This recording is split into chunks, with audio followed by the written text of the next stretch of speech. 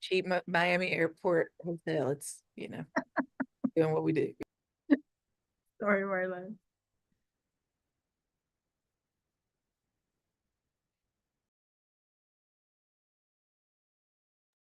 Let's do it.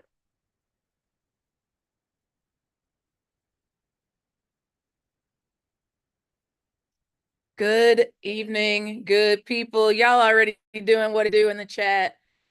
We see you. We see you, Ann. Hey, Deborah, welcome. We see all of our buddies. Y'all keep saying where you're calling in from in the chat. If you want to shout out your org, feel free to do that as well. We're so glad that you're here with us tonight. We're going to get started in just another minute.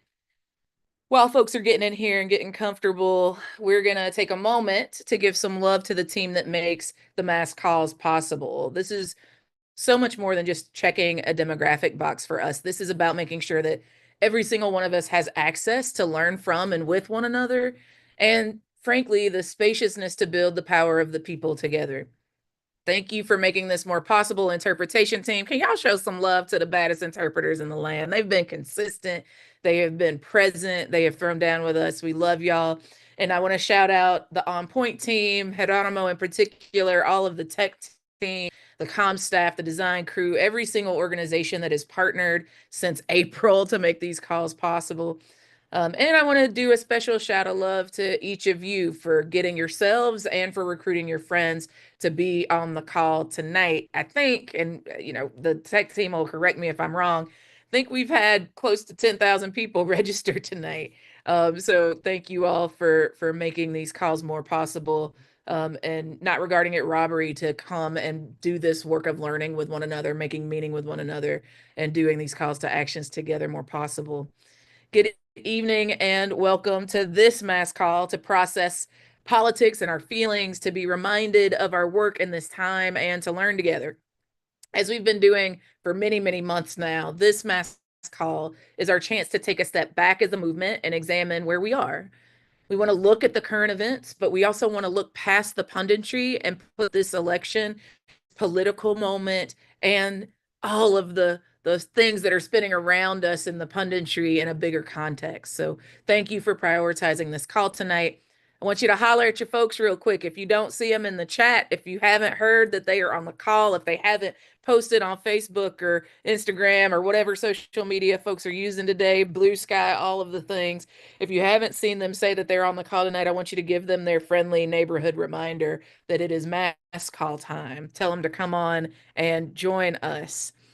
Today, we're going to be hearing from people on the front lines of our movement about the work that they're doing, what it means to be doing that work in this climate, and what you can do to do your part. I'd be remiss if I didn't introduce myself. I am Ashley Woodard Henderson, your host for the Mass Call. Welcome to folks who haven't missed a call. If you've made every mass call, can you just shoot me some emojis or holler at me in the chat? If you haven't missed one mass call, I think this is our 15th mass call. If you've been on every single one, can you wave? I just want to shout you out. And we want to welcome you because y'all have made this even more possible.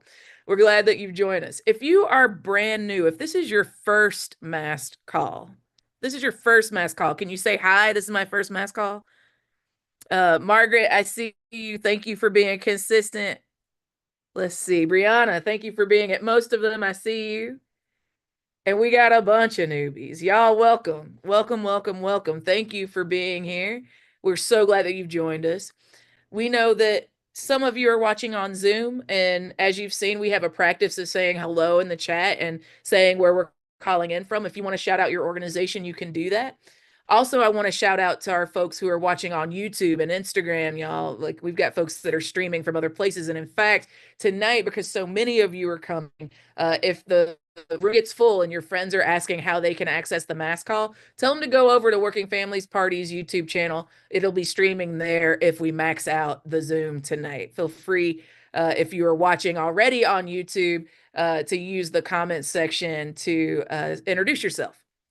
And I'm sending some extra special love to all of the folks who are watching on the recording. If you're not watching us live and you're watching after tonight's live airing, we love you and appreciate you for continuing to use this as a resource in your own work. One thing before we get into it, let's be super clear that when we fight for justice, when we fight for liberation, when we fight for fairness, there will always be some haters. The more visible that our work is and becomes, the more they're going to come after us, especially in this political climate. It's certainly upsetting, but we won't be surprised if there are trolls on with us tonight.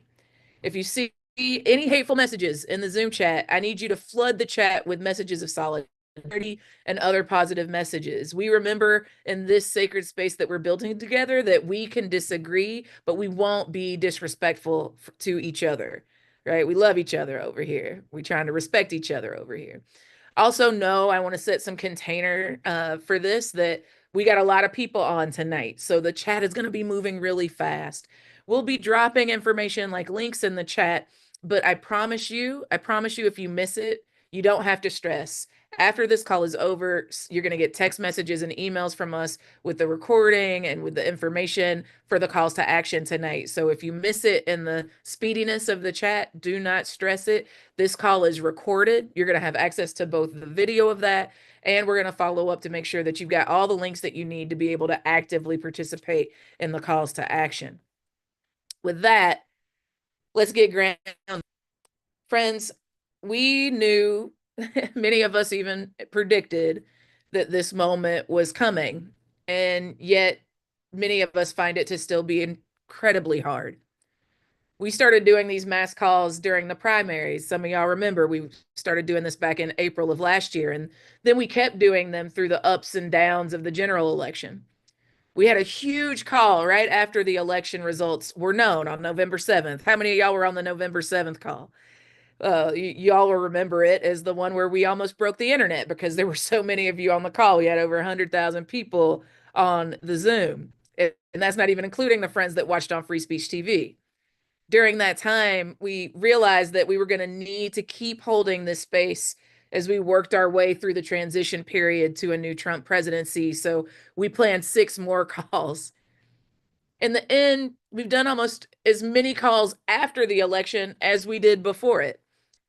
This is because we know that in our work of organizing and in our work of politics, elections are just one point on that long journey. They're an incredibly important point, and we take them incredibly seriously. But there are other points on the journey to building the kind of power that we need and deserve, the kind of power that would actually allow us to govern our communities and this country. But still, yes, this moment is incredibly hard.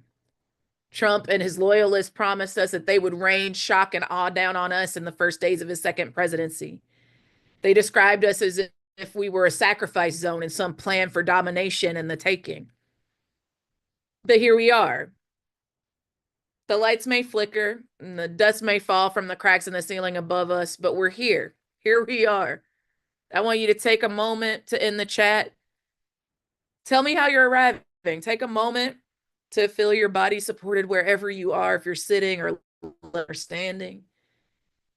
Take a moment to breathe in the surroundings. Take a moment to just notice that you're here and arrive. Take a moment to interrogate. How do you feel in this hard moment? Do you feel scared? Yeah, frightened. I see you. Do you feel anxious? Tell me how you're feeling in the chat. Many of us are also reckoning with the fact that, like we always have, we are surviving in this moment. We are breathing. We are holding each other and comforting the fear, confronting and comforting the fear of those around us. Some of us are singing, even if it starts as a whisper at first, but our voices are still to be heard in this sacred shelter we're building together, in this raid against all that is decent and kind in our world. I want you to tell me how you're arriving. Some of you are thankful. Some of you are scared, terrified. Some of us are determined.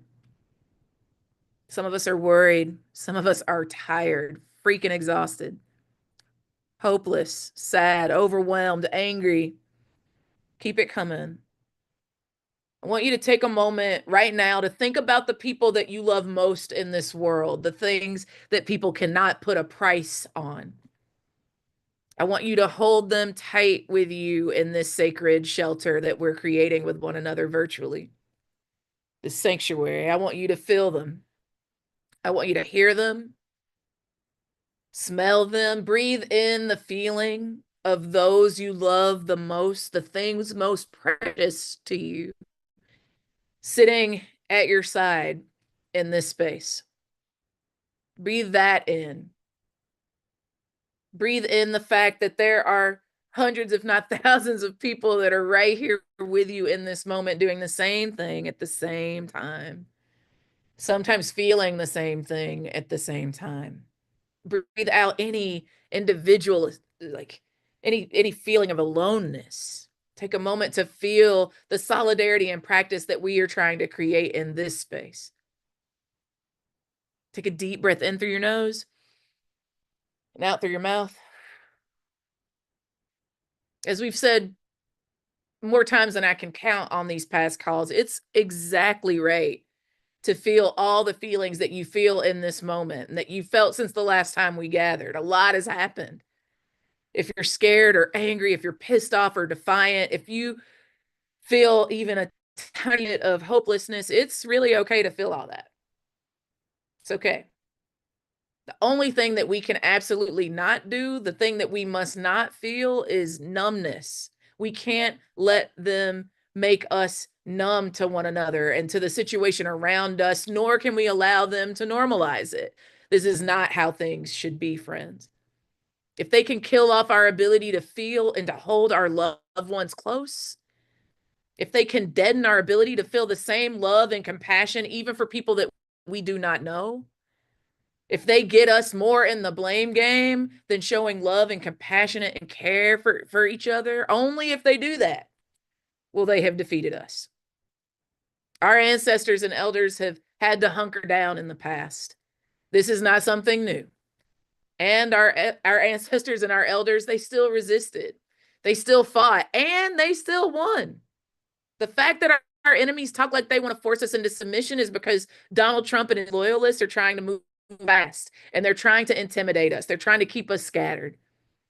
They're trying to demobilize us and demoralize us. We should understand very clearly that this is because they recognize, maybe even better than we do, the shakiness of their own actual position.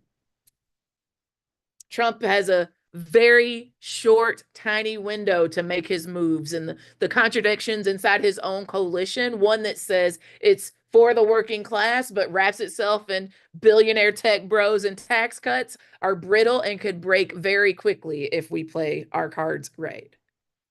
Already, the news reports are that Republicans want to cut health care and Medicaid benefits from working class U.S. citizens in order to fund crackdowns on working class immigrants and tax cuts for the rich, of course.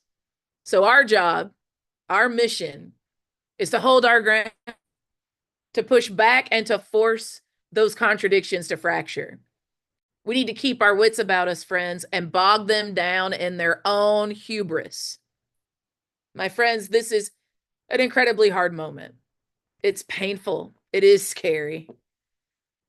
And we'll get through it. I believe we will get through it.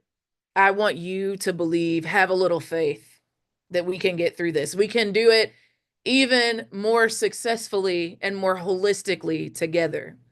I'm sending love and care to every single one of you for the tough fight that we have to face ahead. And I ask only in this moment that you send it back as well. There are going to be so many things over the next several weeks, several days, several months, several years that you can do to plug into this collective work. We're going to talk a little bit about some of those things that you can do tonight to ensure that we control the terrain in which we continue to build our power. If you haven't already, especially for folks that are new to the call, I need you to get your phone out right now. I need you to go to the messaging app of your choice. And I need you to text the words mass call, MASSCALL, to the phone number 30403. Again, text mass call to 30403 because that's how we're going to get you a list of the ways that you can take action. We're going to drop some links in the chat of things that you can do starting tonight. I want to remind you that there's an opportunity to train right now, for us to use training as an opportunity to build up to our next big comeback, right? Want to make sure that you know about Working Folks Win. If you are interested in recruiting candidates to run for office to be our WFP champions, or if you are someone interested in running as a WFP champion, I want you to click that first link, that first mobilized link under Working Folks Win. And I want you to go to the next training in February around recruiting awesome candidates. I need you to check that out. The second link is if you have yet to join the Working Families Party. I mean, just by coming, you're a part of our family. We love you. We thank you for being here. But I need you to join. I need you to make it official. I need you to become a dues paying member of the Working Families Party. You can click wfpus.org/member to join. And you can join a welcoming gathering, because we don't believe in you getting in here and us not being hospitable. We want to welcome you. So you can see the link for that as well. The third link is just a reminder that you have access to every single one of the mass calls that we've done so far. We've recorded every single one of them, and they're all up on the website, workingfamilies.org/mass calls.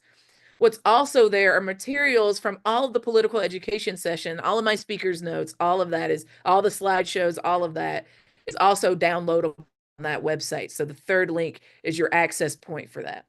And last but certainly not least is we need you to be the angels that go around and tell people about the incredible work that we're doing together. If this has been touching you, then I believe that we should be telling others that it also could touch them, right? We're trying to be bigger in numbers so that we can build a more powerful movement together, so that we can become the majority, this incredible, powerful governing elected.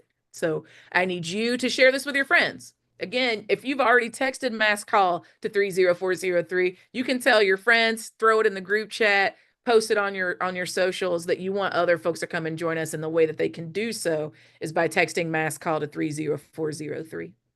Now, for folks that are new, or for folks who it's been a minute since you've joined us, I want to just remind you what we're doing here. These mass calls are being hosted by Working Families Party, and they highlight WFP member organizations and leaders from across the country. As always, we want these calls to be grounding, to provide you with information and strategic orientation from movement leaders that you can trust, and to give you concrete things that you can do to get off that noisy hamster wheel of information and misinformation and disinformation that's being thrown at you, and get you back to power building actions. If you like what you see here, you want to be plugged in for more. Again, the easiest way to do so is to text mass call to 30403. We are going to make sure that as there are other mass calls coming up or other opportunities for you to mobilize and throw down with our folks that are building people power of working families all over this country, we're going to make sure that you get that through our mobilized page. And the easiest way for us to get that to you is for you to text mass call to 30403. We are putting another mass call on the books, friends, just in case we need it. So RSVP, February 27th. We're going to hold that date in case we need another mass call. Again, if you haven't already, I need you to text mass call to 30403 so that you can get the bat signal to gather. Again, we're going to drop a link so that you can RSVP for that upcoming mass call. Hold that date, February 27th, same time, 8 p.m. Eastern. We'll hold it so that if we need to gather again, we can. All right, y'all, here's what we're going to do on today's call. First, as always, we're going to do some political education on our block and build strategy.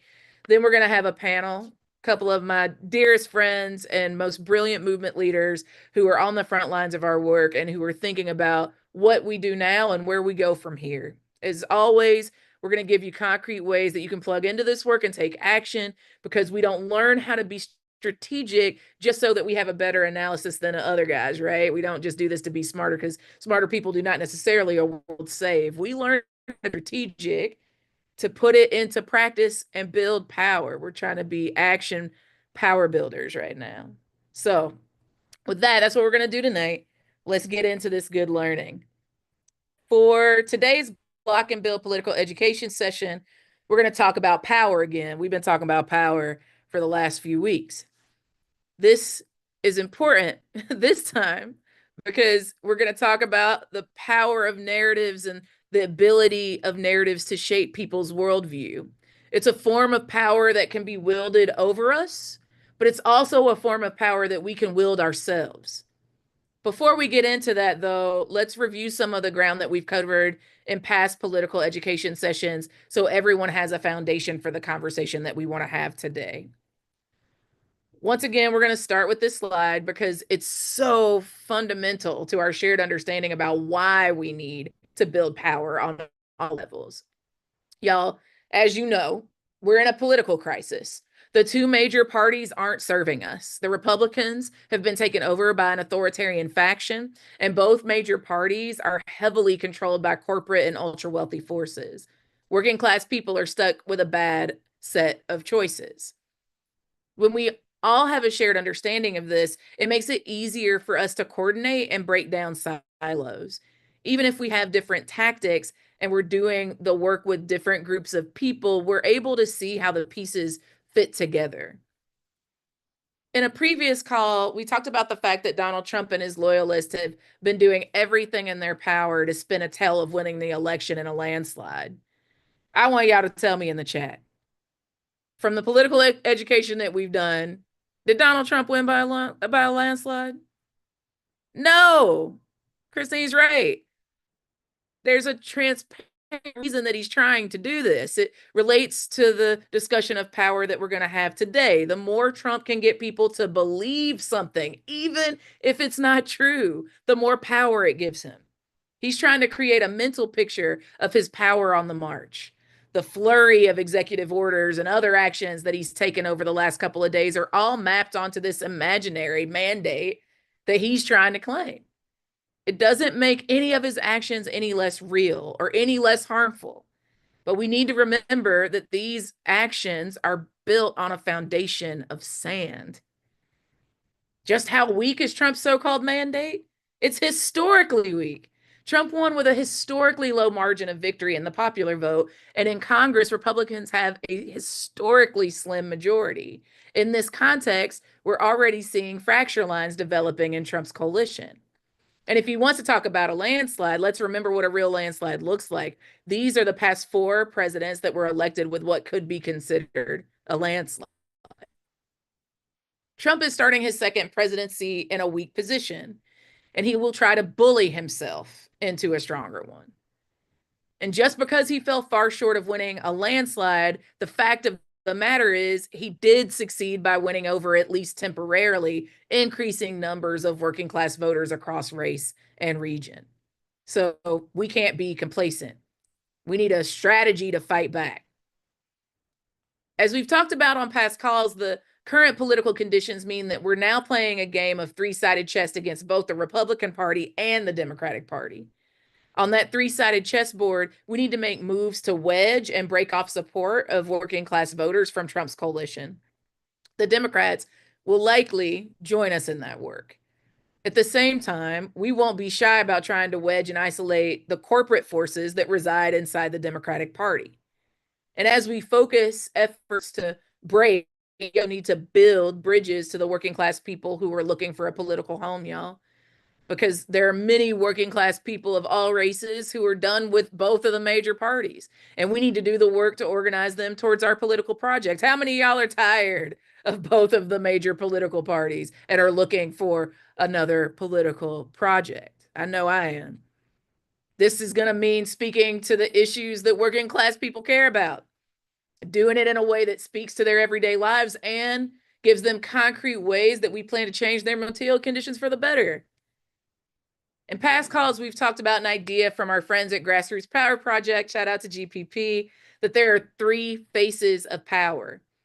The first face is about people power and the foundational work of organizing people to take action together.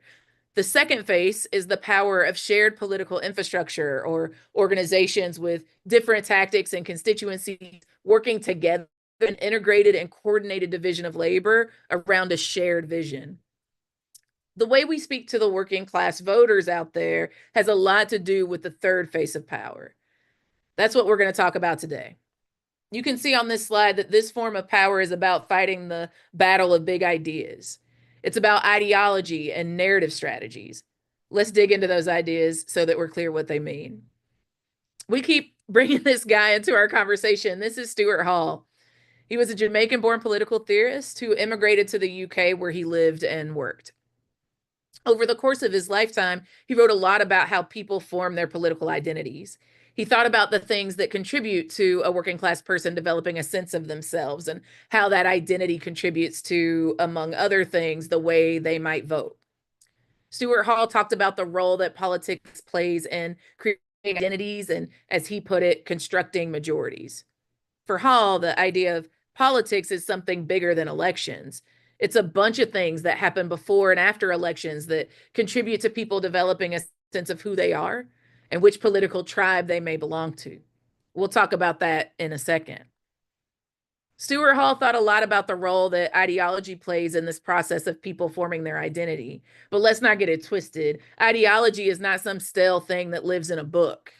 Ideology is a living, breathing thing. It's the water that we're swimming in. It's the stuff we see on TV and on TikTok and over here in the line at the grocery store. All these things contribute to the mental frameworks that we hold in our heads. They give us concepts and language to make sense of the events going on in our lives. They help us create images and ways of representing the world around us. In a previous call, we talked about how in this past election, there were all kinds of mental frameworks and symbols that created a language for voters to make sense of the candidates and decide how to vote. This stuff is an example of ideology at work in real time. And this kind of ideology in real life moved voters and it changed votes in this election. So here's the challenge we have. This battle of big ideas is raging all around us. And even as we recognize that ideology contributes to constructing majorities in our politics, we also recognize that we don't control all or even the majority of the tools we need to compete in this struggle over ideology going around us. For example, how many of you on this call own your own television network? Anybody? I'll wait. Y'all got one? You own? Do you own it? I'm looking in the chat. Anybody? No, yeah, we don't. So we need both a short-term and a long-term approach to this problem. We need to do what is needed to win with the electorate we've got right now, while we also build the electorate that we need and deserve.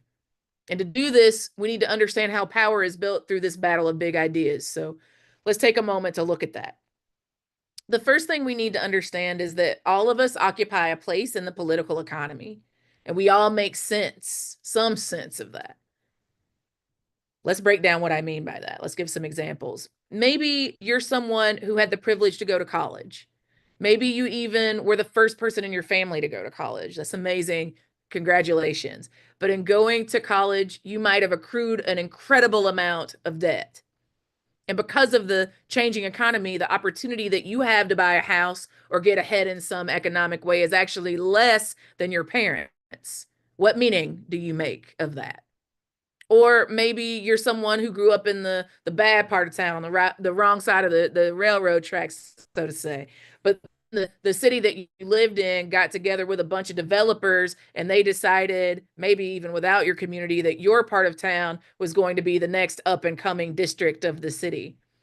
A few years go by and all of a sudden the local businesses and business owners that you grew up knowing are disappearing or are gone.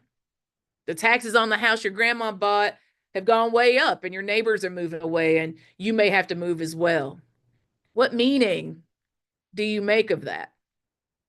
Or maybe you grew up in a rural community, or you know someone who grew up in a rural community that for generations supported itself on agriculture or small manufacturing jobs.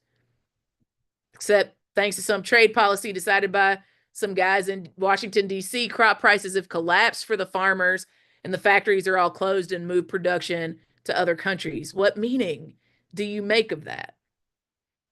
Fact is, there are different conclusions that we could from any one of these situations. There are different people that you could blame, and there are different root causes you might pinpoint in your own mind for what is happening in your community.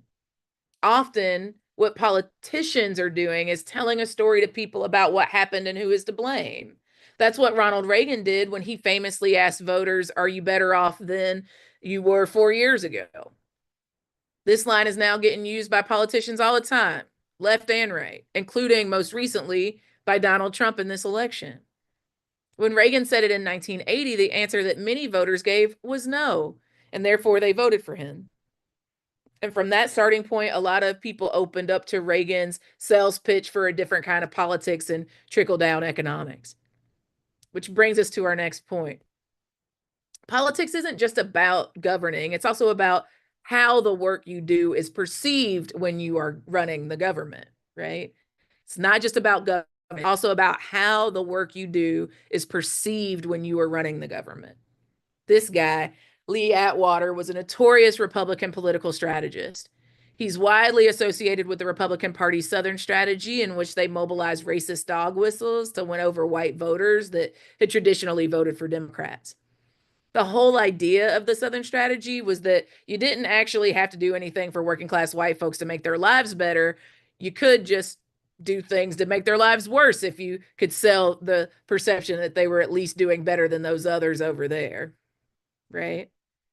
Let's put it another way. If you can get people to perceive that they are receiving a wage for just being white, you don't actually have to raise their wages. You feel me? And finally, the laws that we do pass create their own politics. What do I mean by that? Well, this example is Margaret Thatcher. She was the Prime Minister of England at the same time that Ronald Reagan was president in the United States. They were cut from the same political cloth. When she gained power, she and her people had a very specific plan designed to break apart working class solidarity and to destroy the voter coalition that had supported the Labour Party in the UK for a very long time. What was the plan? They decided to privatize public housing, and it worked. The reason it worked is because the law created a situation where some working class people were able to buy their homes and become property owners, and others were not able to do that. The privatization of public housing broke apart a shared relationship between working people and created new divisions. That was not an accident. It was part of their plan. It was their ideology made real. There are any number of examples where the right in this country has tried to do the same damn thing.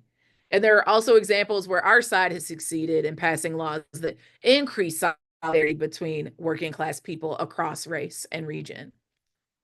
All of this represents a battle of big ideas playing out before our very eyes.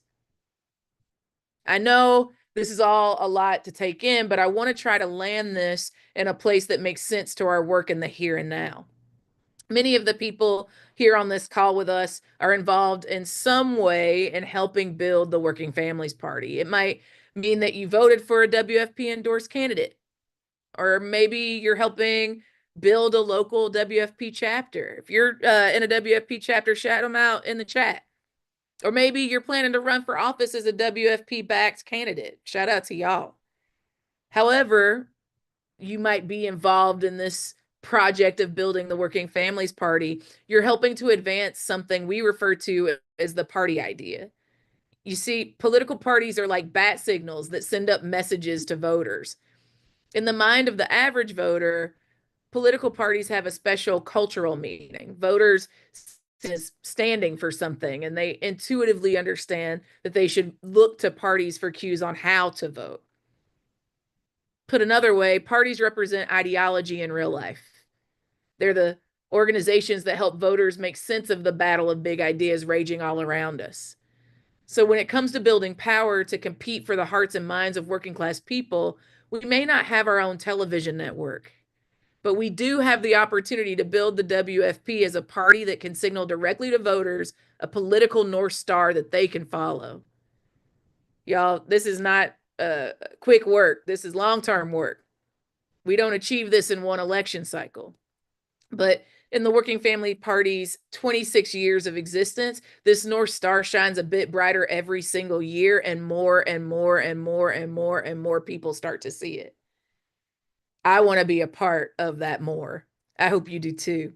If you like these political education sessions that we've been doing on these calls, again, I want to remind you that we're posting every single one of them. All of the recordings are on the WFP website at www.workingfamilies.org/mass calls. Again, it is www.workingfamilies.org/mass calls. We'll drop the link to that in the chat. And we've also put downloadable versions of all the slides and my speaker's notes for these political education sessions right there on the website. You can download them and use them in your own work, share them with your friends, post them out. You can find all those materials at www.workingfamilies.org/mass calls. We'll drop that link for you in the chat one more time. Now, y'all, we're going to do something a little different. It's going to be an experiment. We want to see who is here and what you all have gotten out of this call.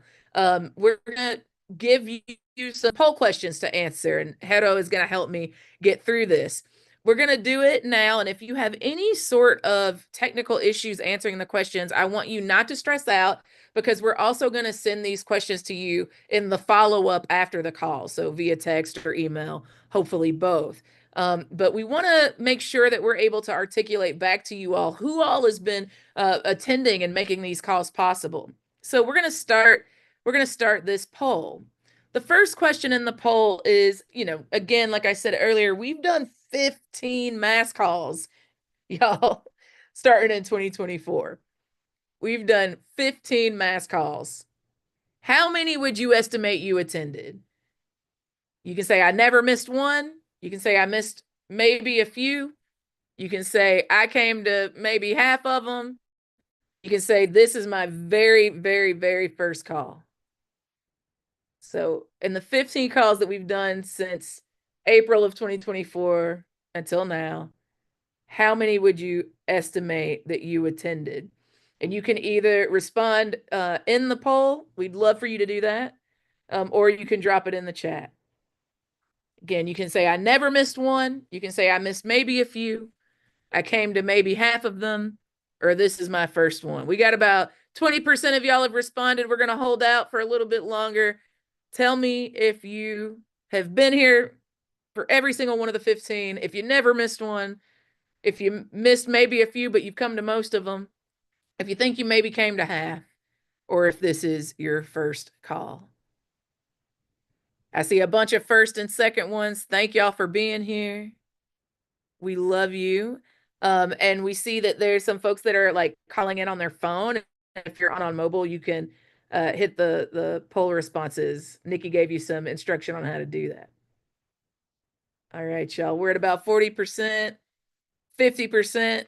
Keep it coming. We'll give it another 30 seconds for you to respond. How many have you attended? Never missed one, maybe missed a few, maybe about half of them, or this is your first call. All right, y'all.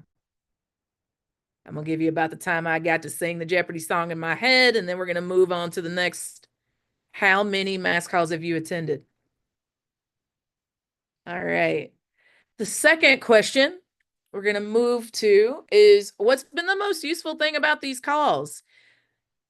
The chance to hear words that ground me, the opportunity to get political education on the block and build strategy, hearing from speakers about their assessment about what's going on the ground and what we can do, a sense of not being alone. What's been the most useful thing about these calls for you? I see political education and inspiration. Yes. I see. Thank you, Christine said all the above. I appreciate you. Being with others. Yes. Yeah. Hearing the scale and the power of the WFP. It's inspiring, right? Knowing I'm not alone. I love y'all for loving me. I appreciate you.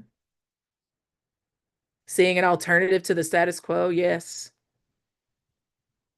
Y'all keep giving me your answers. What's been the most useful thing about these calls? The chance to hear words that ground me, the opportunity to put political education on block and build out into the world, hearing from speakers about their work on the ground, a sense of not being alone. I see validating a strong third party. I see you. Yes, yes. All right. The community, yes. I love y'all. All right. Again, if you're having any trouble, just put it in the chat. We see you. Rejuvenation to keep going. Thank you, Julia. I see you. All right, we're going to give it another few seconds. All right, we're going to keep it pushing to the third question. On the whole, do you feel the mass calls helped you feel closer to the Working Families Party? I see I love you. Thank y'all for being so lovely in the chat. On the whole, do you feel the mass calls helped you feel closer to the Working Families Party? Options. I was already close and couldn't get no closer. We like peanut butter and jelly, right? You can say I was WFP curious, and these calls made me feel more like WFP was my political home, right? I'm closer now. I had never really even heard of WFP before one of these calls, but I'm glad I found you. You can say, these calls have been cool, but like they've had little effect on my relationship with the Working Families Party. And you can say, like, honestly, the calls made me feel less connected to the WFP. I feel more distant. That's the spectrum. Those are the polls. I'm going to give you a second to respond to that question. I see y'all. I'm just looking at your comments. Still new. Folks are getting acclimated. I get that. We got folks that have been in places where WFP has been building for years, like New York, and so folks are down. I see you. See folks are saying closer, more informed. Still new. That's totally cool. We want you to be honest. This information is going to help us figure out our next steps here. So thank you all for participating. All right, if you haven't yet completed these questions, keep filling them out. We're going to move to the next, which is what other things might you want to learn about in this or other WFP spaces? You want to learn more about fusion voting? We've talked about that. That was a really popular call. If you haven't watched that one, go on to the website and check it out. Do you want to learn more about fusion voting and other voting reforms to challenge the two-party system? Do you want more political education and examples about how block and build can happen in real time where you are and how you can practice it on the ground? Do you want more orientation to how you can take an active role in building the Working Families Party? Do you want more opportunities to plug into important election fights? We're going to give it another, what do you say, Harold? Give it another 25 seconds. What more do you want to learn about in these or other WFP spaces? See a lot of like, yes, we want to know more about block and build in practice. Folks want to know explicitly how they can plug in, more orientation, more about what's happening on the ground to block MAGA initiatives. Yes. Yes, yes, yes. We see you. Some folks are like all of the above. Yes, yes, yes. We see you. Okay. We've got about 80% of the folks on this call have responded. That is a win. So we are going to close that poll and we will promise that we don't take this lightly, the information that you've just shared with us. It's going to inform how we continue to build the party to make sure that we're including as much of what you want and need in the program. So thank you for filling that out.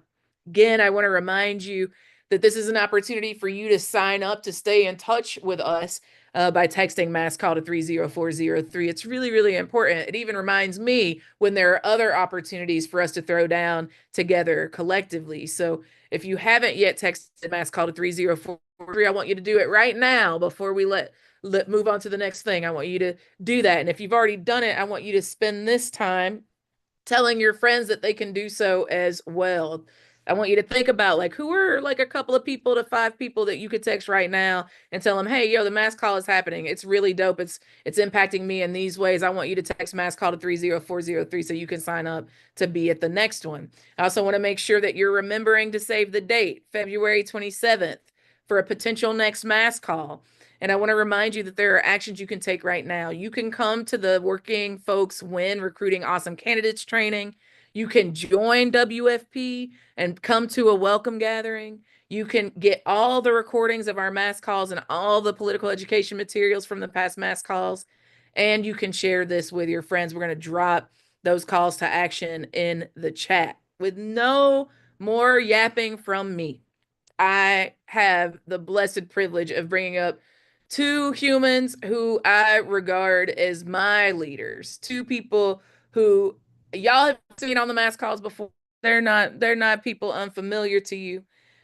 They are folks that you see on the front lines who have been making meaning of the moment, who have been telling us about what is going on the ground, how this work is impacting our people on the ground, and concrete ways that we could be participating and fighting for justice and liberation together, y'all. So I want you to take a moment to go into the chat and tell me if you've ever heard the name Adrienne Marie Brown. Does anybody know? Has anybody heard that name before? Any anybody? Is it just me? I'm the only Adrienne Marie Brown fan on the yeah. It's a couple of y'all that maybe have heard of Adrienne Marie Brown. Well, I'm telling you that she might be somebody you're about to hear from. And then how many know about the largest organization of dreamers in the country, United We Dream? Anybody ever heard of United We Dream? And if you've heard of United We Dream, maybe then you've heard of one of my best friends, one of the most brilliant humans I know, and someone who keeps me in the faith that ain't no power like the power of the people because the power of the people don't stop. Maybe you've heard of Gracia Martinez Rosas. Anybody? Anybody? It's just me. I'm the only one fangirling on this call because Adrienne Marie Brown and Grayson Martinez Rosas are here. I see y'all in the chat. Y'all are turned. So I'm gonna, welcome my friends, my comrades, my colleagues, my sistren, and two people who I trust with my life, Adrienne Marie Brown and Grayson. Can y'all give it up for these brilliant folks, just as they come, just as they come? We love you. Thank you for being here. We know y'all could have been a whole lot of places, including just resting. And you said yes to that last minute ask to come and speak a good word to our people. Thank y'all for being here. Adrienne, I want to start with you. I mean, you and I, the conversation that I had with you on IG Live, I was telling you this earlier tonight. The conversation I had with Adrienne on IG Live went viral in a way that I did. I mean, I knew, I was like, my friend's kind of famous. So I knew it was going to get some views, but I had people come to me to this day and talk about the way that being a part of that live impacted their participation, their faith that something was going to like be doable in the first place, that there was a role we could play that wasn't like totally in contradiction to our values, right? You're a Like there, life changer. yeah, I mean, whatever, girl, it was you and them questions. You did that. I do a And little something, something. now then you helped us make meaning of what the hell was happening during the convention, during the DNC, and you've come back since, and we wanted in this moment where folks are arriving really scared, really stressed out, really anxious, in all the ways. Yeah. We want to know how you're feeling and how you're making meaning of this moment, and what you would tell us is to be done in this season. Yeah. So, Ambi, I'll toss it to you. Thank you so much. Thanks for having me. Thanks, everybody. I love the Working Families Party. I'm a member and I tell people about it. Like half of what I've said since the election is just like, well, you just need to join the Working Families Party so we can get real about doing something different. And I will say I am just coming out of norovirus, which is, I keep trying to explain to people it's like an ayahuasca journey without the magic part. Um, so you just lose a lot of yourself without gaining anything back. So I wrote some notes because I want to be as coherent as I can for y'all. And I was really thinking about like, what do I want to offer to people in terms of what to do in this moment, how to show up, and what I'm noticing. So I have like 4 buckets, and I'm going to try to move efficiently through because I'm a fangirl of Gracia, and that's who I want to hear.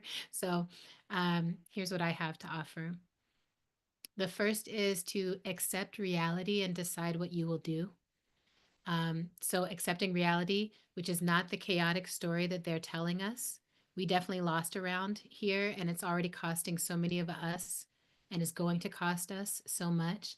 But we didn't lose to a coherent, aligned, functional force. We lost to an erratic, emotional, disinhibited leader who knows how to harness negative attention, surrounded by people convinced they can use him to grow their money or their power or their regressive ideologies, and who was elected by people who want a lot of different things, many of whom have been hoodwinked, many of whose desires are closer to what we can provide.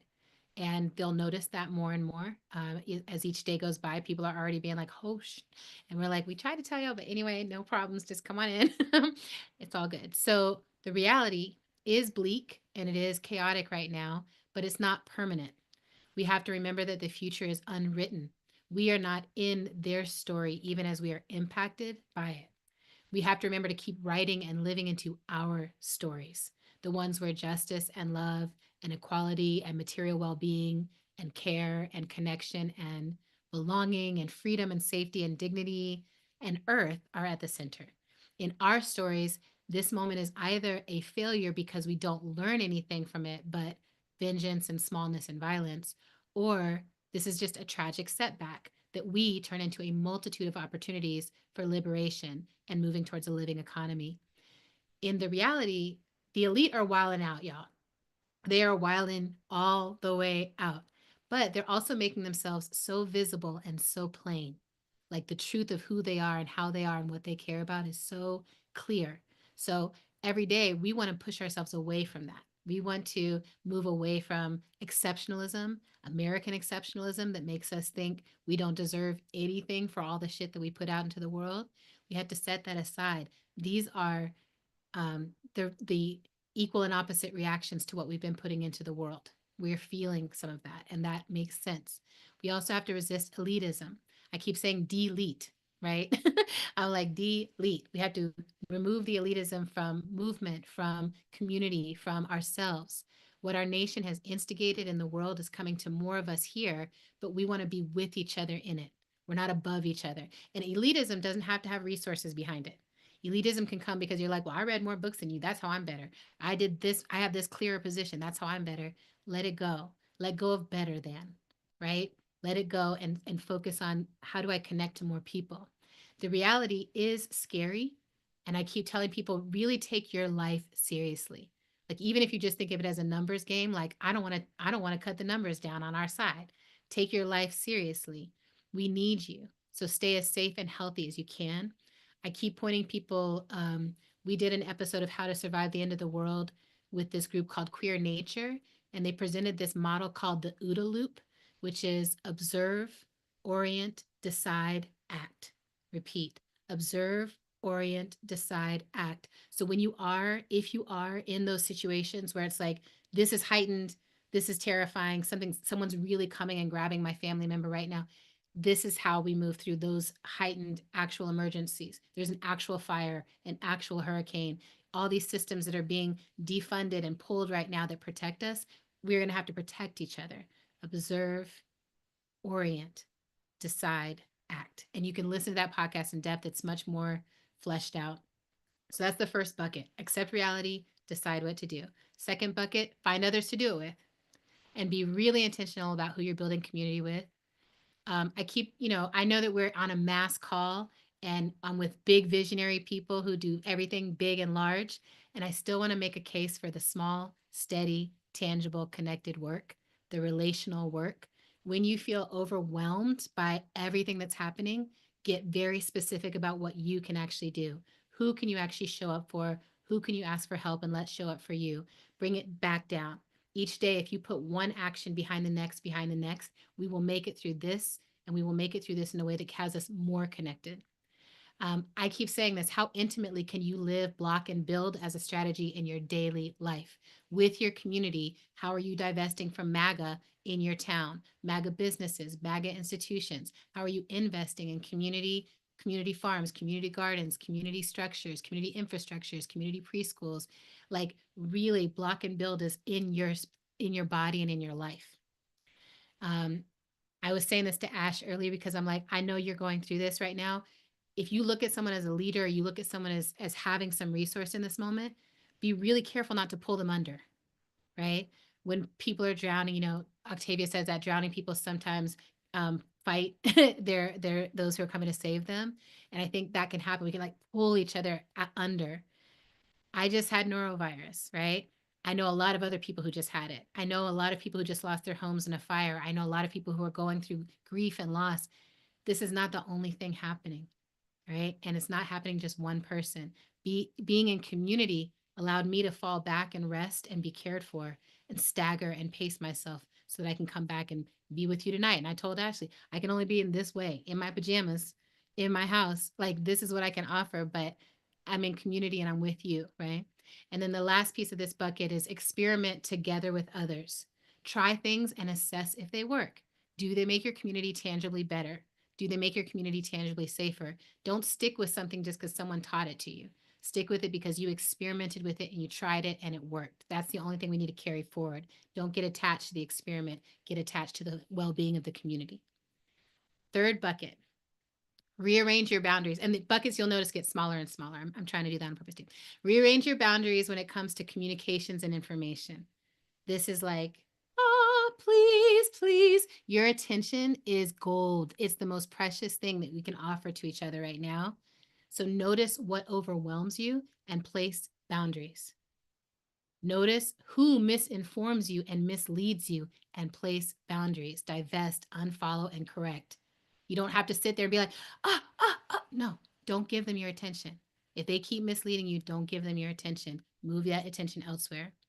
Notice who's in control of every single app that you have on your phone, every single communication resource that you use. We need to be very intentional right now about what information we put and where we put it. Place boundaries. Blue sky.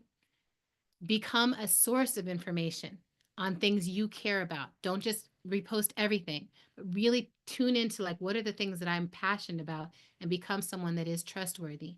Find the people and places still committed to journalism and fact checking, and don't just join or use or follow or boost them, but invest in them. Yeah. Invest, become a dues paying member to certain newspapers, to certain sites. And then the final bucket is ritual. And y'all know I love a ritual. It's one of my favorite things. I feel like we need so many of them. But from a lot of people who are like, ritual, that doesn't have anything to do with politics. I think it has everything. I think all of politics is big ritual after big ritual after big ritual. And I think one of the things we want to do is tune into the sacredness of this moment.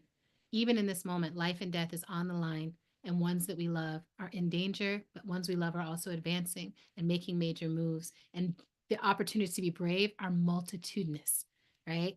Bishop, Buddy, Booty, whatever. I always got calling Bishop Batty, but I'm like, everyone's going to have a position to play right now, and you don't know which one yours is going to be. But who knew that that bishop was going to rock our worlds and speak truth to power? There's going to be so many opportunities to do that. That was a ritual. That was a sacred act that was done in a sacred way, and we could all feel the power of that.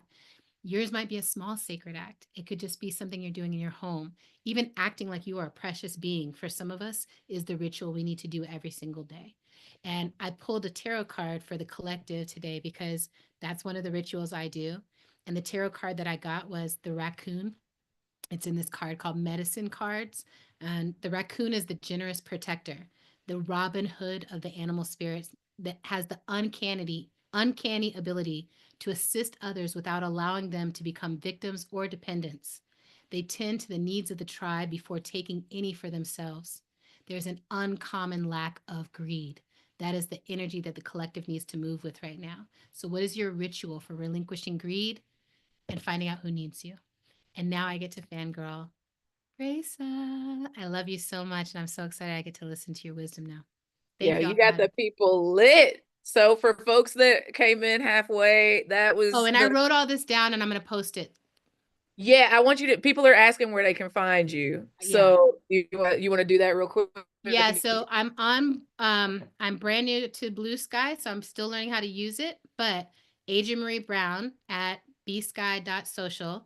I'm figuring out how to move, like what is the closest thing to Instagram, because I will continue doing my meme magic, but I've got to figure out like where to do it that's not on metaverse. But right now I'm taking the break. Michael Stipe said, let's just try a break from Meta until Monday. And so I'm trying it and it feels so good.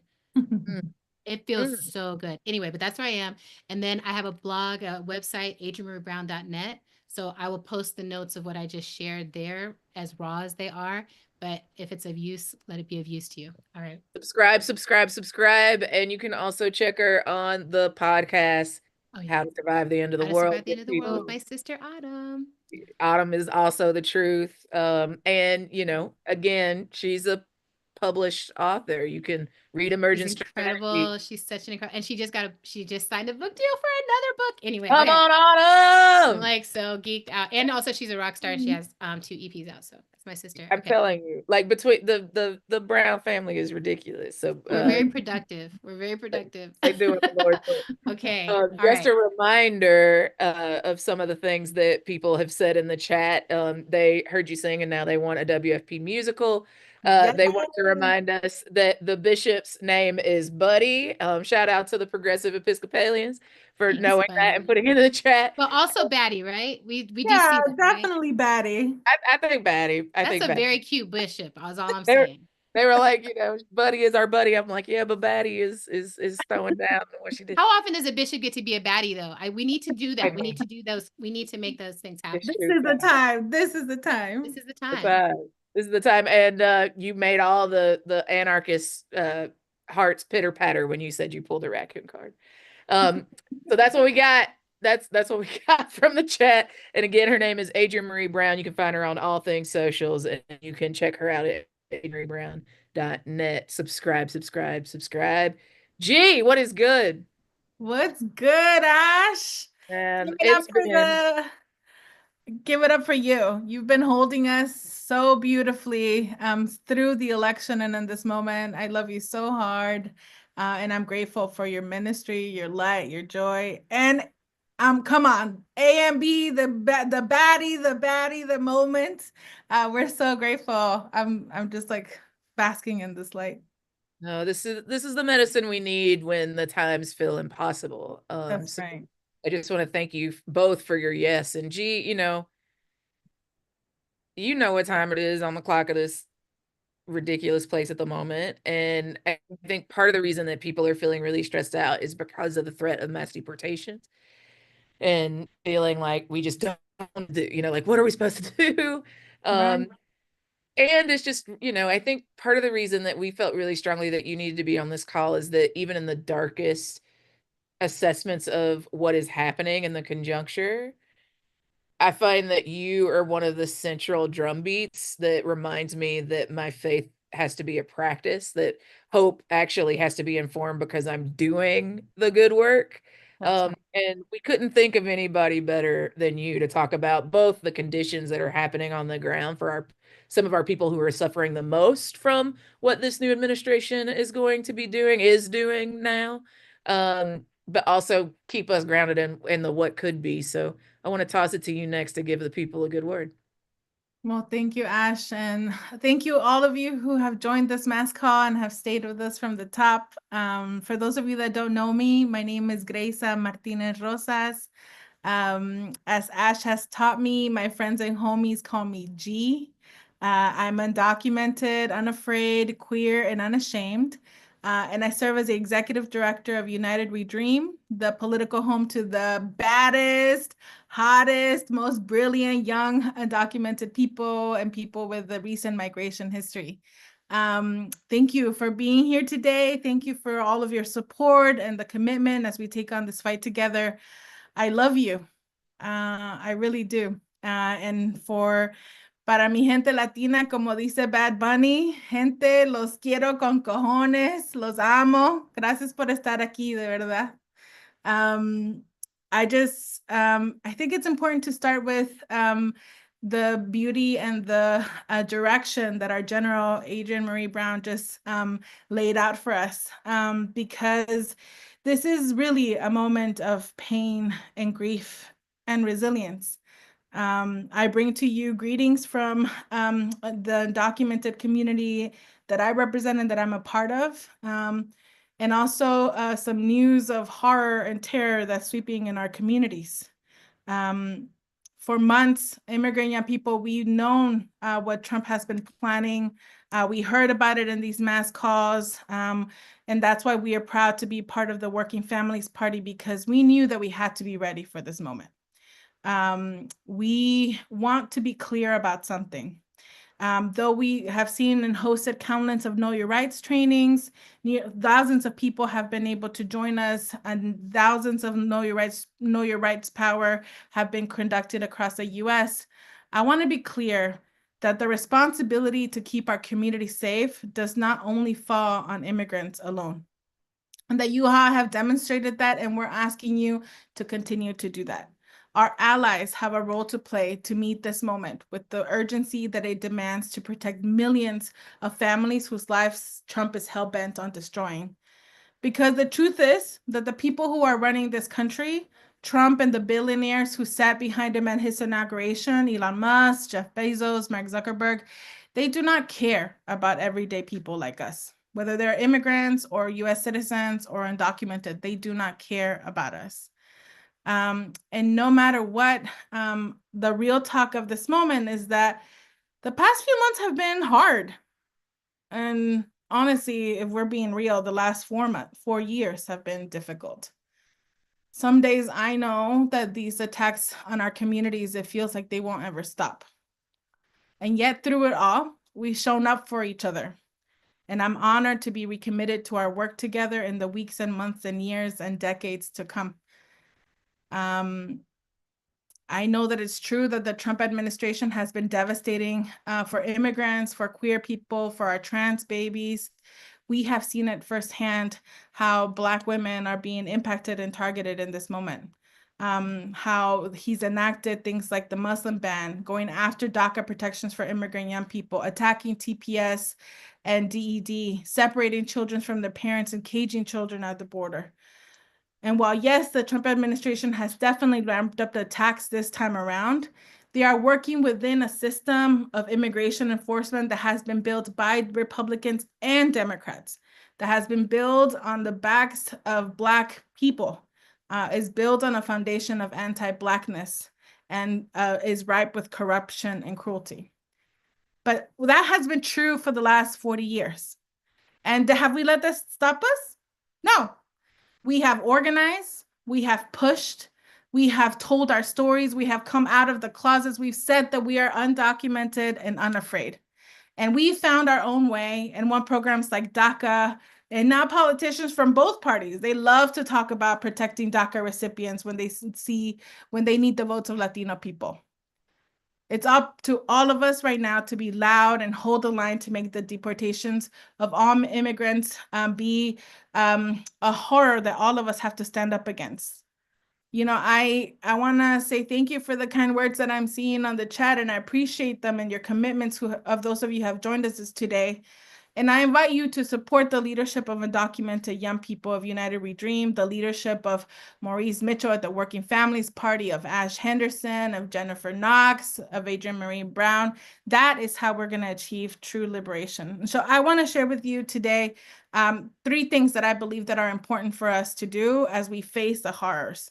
The first one is to remember that all of us have immigrant lineage connection to this country, unless you're someone that is indigenous to this land.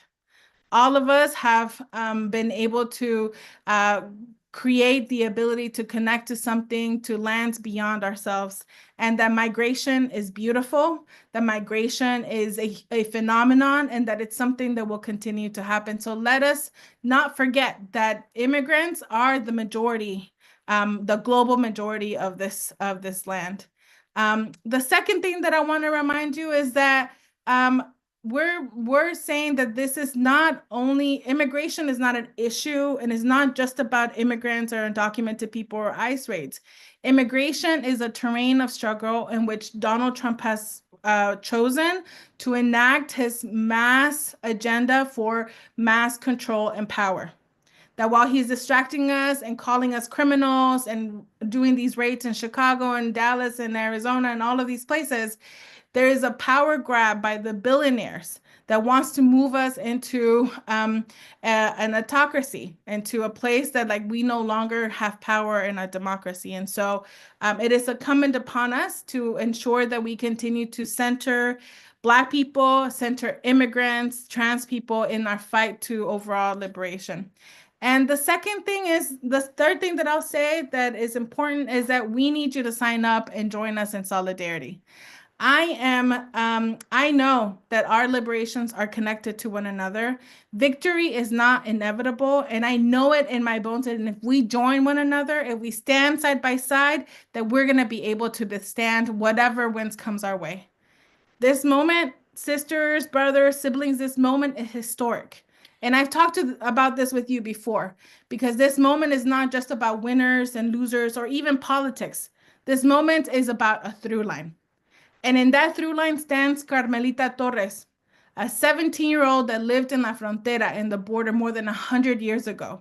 And Carmelita started the bath riots by refusing to submit to the deadly U.S. police force that forced her to be bathed in kerosene mixture before she came to pick the crops of the U.S. In that through line stands the 5 teenagers of the American concentration camp in Tule Lake, California. These teenagers were among more than 100,000 Japanese Americans imprisoned by the U.S. government during World War II. And these young people refused to comply with racist surveys by writing no, no, no across the surveys, resisting state violence and repression. In that through line stand 4,000 children of Birmingham, Alabama, marching out of their classrooms and into the streets on a May morning of 1963. They resisted racism, state violence, and repression, and they demanded fair recognition and equal citizenship. And that through line moves the lunch counters of Nashville, Tennessee, across the bridges of Selma, Alabama, and through the border crossings of Texas. And in that through line stand the 1 million members of United We Dream, the millions of people that voted their conscience this November, the millions of others that may not have been able to get to the voting booth, but do not believe that mass deportations and raids are the future of this country. And in that through line stands you and I tonight. So you joined this call. We answered the call from the Working Families Party. You're joining our solidarity pledge. And this is the moment for us to be able to define the line that will go from this moment into the future. And into the future, we will remember that we took care of ourselves in the big ways and the small ways, as Adrian called us to do. Into the future, we will remember that we held on to hope in the worst of conditions, even and because that was the goal of our opposition, was to rid us of our hope. As we speak, immigrants and allies nationwide are kicking off actions to pressure elected officials to reject Trump's destruction and ensure our communities have the information that they need to keep each other safe. So when you see courageous immigrant young people of United We Dream dressed in their vibrant green beanies, holding signs that declare that we are here to stay and taking on to the streets in this next 4 years, know that we're fighting for you, we're fighting for us, and we're fighting for our future. I want to end with this. This is This is a Hopi elder's prophecy that was revealed to us and shared in June 8th of 2000. It says, "You have been telling people that this is the 11th hour. Now you must go back and tell people that this is the hour, and there are things to be considered. This could be a good time. There's a river flowing now very fast, and it's so great and swift that there are those who will be afraid. They will try to hold on to the shore. They will feel like they're being torn apart and will suffer greatly. Know that the river has its destination. The elders say that we must let go of the shore, push off into the middle of the river, keep our eyes open and our heads above the water. And I say, see who is there with you and celebrate. And at this time in history, we are to take nothing personally, least of all ourselves. For the moment that we do, our spiritual growth and journey come to a halt. The time for lone wolves is over. Gather yourselves. Banish the word struggle from your attitude and your vocabulary. And that all that we do now must be done in a sacred manner and in celebration. We are the ones we've been waiting for. So today I celebrate that I get to see the beautiful face of the Ashley Henderson. I get to see the beautiful face of Adrienne Marie Brown. I get to see all of you in the chat going off today. And I celebrate because though the agents are knocking on our door, I know that I'm not alone. I know that there's a through line that will go to this moment in the future. We'll have trans kids and queer people and queer women and Black people and immigrants. And in that future, we will celebrate that we not only resisted, but we thrived and we ensured that we created the beloved community that we all deserve. So join the Working Families Party, join United We Dream. Do not take no for an answer. And los quiero. Los amo. Thank you. My good sis said these could be the good times, y'all. And that victory is our, like there's an end to the story and we get to be there. That there is a future that we already are experiencing, that we are already manifesting starting right now, that we don't have to dismiss that this is bad, this dire straits. It's been bad, it's getting worse. We don't have to lie about that, but we, people in my faith tradition said, but that's not how the story ends. Grayson said, this ain't how the story ends, y'all. And you get to decide right now that you will be an author of a different story. Can we, y'all, I don't know about you, but my little soul needed this good word that we got from Adrienne Marie Brown and from Grayson Martinez.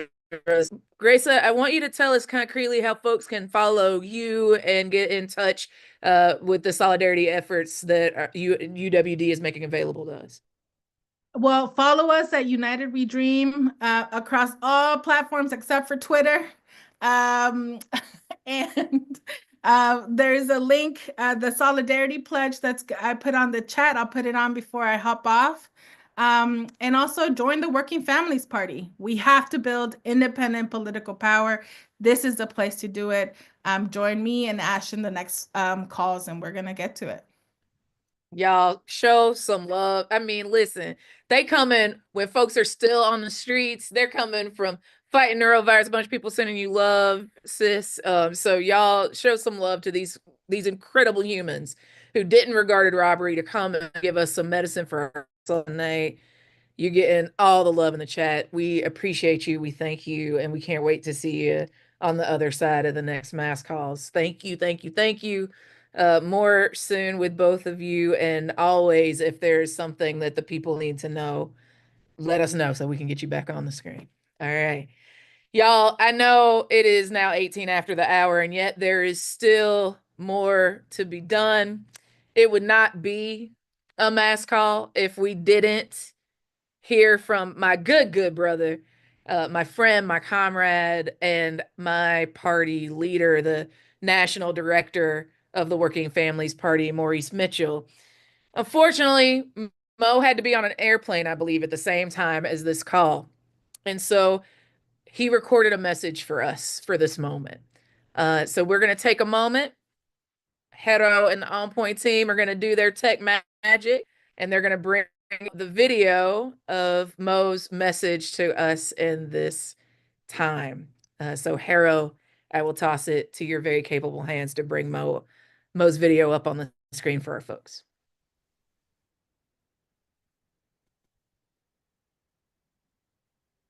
Hey all, it's Maurice.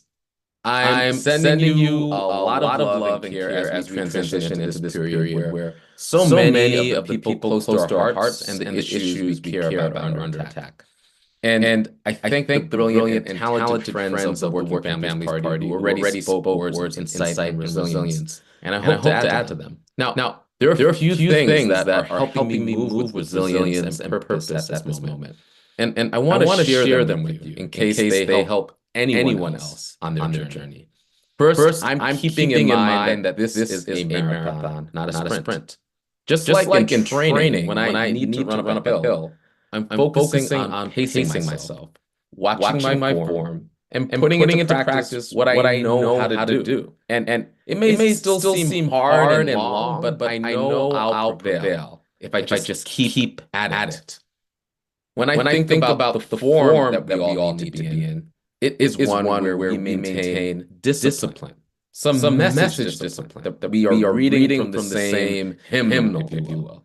We respond to the attacks from Trump, the GOP, and the billionaires in charge, not by taking the bait, but shedding a light on how they are running tricks meant to divide us. The real battle is working people of all colors and nationalities against MAGA, Trump, and his billionaire bros. Now we can't forget that when we come together, we have the power. Now, we're going to be inundated with negative messages, but let's not fall for them. Instead, we shall call upon the very best of us. We win when we stay united. They win when we're divided. Now, let's also affirm that the status quo was not working. It wasn't working for any of our families. Our ancestors were creative, they were visionary, they were bold in their demands, and so will we. We want an end to the two-party system that has never worked for any of us. Now, we know it's possible because we've already broken it in some cities and states. We believe that working people should govern, and we know these billionaires did not earn their wealth. They inherited some and stole the West. Now, so if we want to address climate change, for example, or make the economy work for everyone, or take on any big challenge, that means we, the people, need to take the wheel, not a class of ultra-rich people that have done more to leech off of our hard work than solve any hard problems. When I'm running up a hill, I also remind myself to breathe, to stretch, and to pace myself. It's not only okay to take care of ourselves. It's so very necessary for our longevity, for the longevity of us as individual activists and organizers, and the longevity of our movement. Y'all, I still believe in the power of us, the bigger we. And I am reminded that the root of the word crisis means turning point. Our nation is going to be facing a series of crises. At each of them, there will be opportunities for us to choose to turn toward one another. In each crisis, let us recruit more and more people to the movement. Slowly but surely, let us be stronger and more united at the end of this year, the end of 2026, the end of 2028, the end of the decade. Many have been asking what's next for the mass call. Well, we asked you all to participate in a survey to let us know what you would want to hear and learn from in the future. And we also held a time in February because we want to intentionally slow down the pace of weekly calls. In February, we'll look at what's coming up and keep deepening our understanding of the mandate to block corporate power and build power with and for and by working people in ways that can lead to long-term governing power for all of us. Now, if February feels far away for you, we invite you to deepen your understanding and engagement with Working Families Party and other spaces. We have welcome gatherings for those of you who need to understand our theory of change and how we seek to build the party. And for those of you who are interested in finding a way to take action with us, we invite you to join or lead a wolf pack. Finally, all across the country, there are critical municipal elections shaping up. You can join us for a session called Working Folks Win, where we're teaching you how to be a part of recruiting awesome candidates that are aligned with WFP in your community. We'll drop those opportunities in the chat. Well, thank you again for being a part of the shared community and for your dedication to building independent political power for working people. I'll look forward to being at your side every step of the way. Y'all know what time it is. Show some love to Maurice Mitchell. He is no way, shape, form, or fashion mincing words. He wants to open the doors of this party to you. So please take him seriously at his invitation and come and help us build the party of our dreams, one that actually, not just in value, but in practice, inside and outside of election year, actually shows up for working families. I am so moved by this call and I'm hearing the Gwendolyn Brooks quote in my head that we are each other's harvest. We are each other's business. We are each other's magnitude and bond as we come to the end of another mass call. I want to thank each and every one of you for being here tonight. And as we start to move to close, I want to take a moment for you to show some love to the incredible interpretation team that we've had tonight. Kofi and Ben, we love you. Thank you for being here with us tonight. And I want to thank each and every one of you who could have been anywhere doing anything else for being here on this call with us tonight. Y'all are the ones who, in this moment, are giving me strength. We know that we're going into a period that can be described as nothing less than hard and impactful and painful ways to our people. We also know that the window for Trump to inflict damage is actually incredibly short. It's incredibly short if we do our work. Our goal has to be to organize now so that in 2026, we take back the House. We have new checks on his power. He never gets to sign enough. And in the meantime, we force the contradictions inside his own coalition to the breaking point so that we are building our power and breaking theirs. They are trying to intimidate us to inaction right now, to chaos and confusion. They're trying to move fast. That's because they know how weak their position is and how short this window will be open for them. So let's not sit and waste time wallowing in despair, because our despair is not a strategy. Let's feel all of our feelings. Let's create this space where we can do that together and still keep putting one faithful foot in front of the other on this freedom march that we are on. You heard Mo say February might feel far away, and I saw many of you being like, but Trump's talking to people every day. Well, we're going to be talking every day.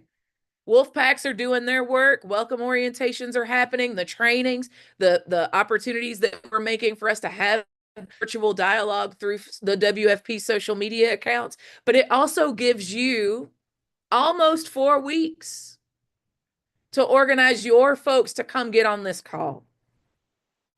I want you to feel as responsible to it as we do to build it.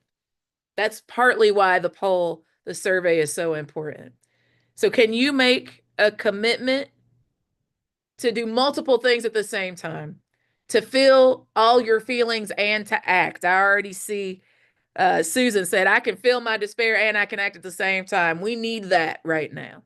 We need folks to be honest about how they're feeling and to act.